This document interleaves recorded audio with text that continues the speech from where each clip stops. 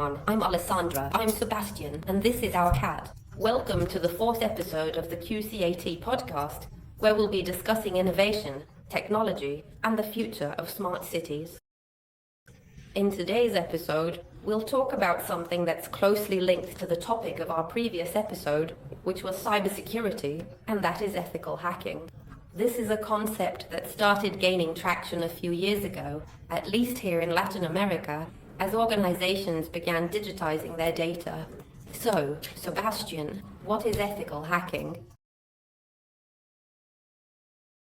Ethical hacking, as the name suggests, is well-intentioned hacking.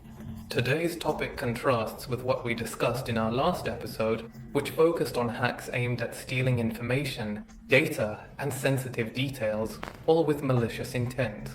Ethical hacking aims to identify a system's vulnerabilities and report them to the system's owner to prevent it from being compromised by malicious hackers. Strictly speaking, from a technology standpoint, the hacking process is the same regardless of intent. However, an ethical hacker reports their findings to the company and is often employed by that same company to help improve and strengthen their systems. And sometimes it's also done in a more engaging and interactive manner through public events such as hackathons, allowing people to participate for rewards and other incentives, as these companies often offer prizes for those who successfully find a vulnerability in their system during the hackathons.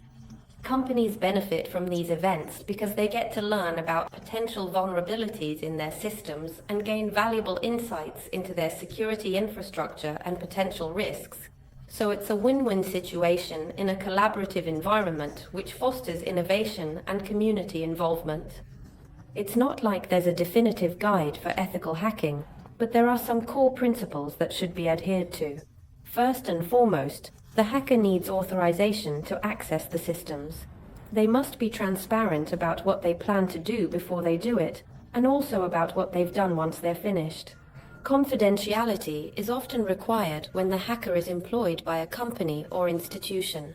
Lastly, the hacker needs integrity to report their findings to assist their client, rather than selling or leaking data.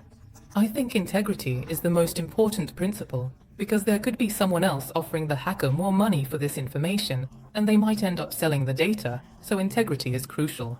What else can we say about this? Now that we've indeed mentioned the core principles, it's important to point out that many people confuse this with hacktivism or political hacking. For instance, a very well-known case of hacktivism is Anonymous. This international group of hackers seeks to enforce political justice through hacking. Whether one agrees with their practices from a justice perspective or not, their activities do not fall under the ethical hacking category. They commit various cybercrimes, steal information, and cause data breaches.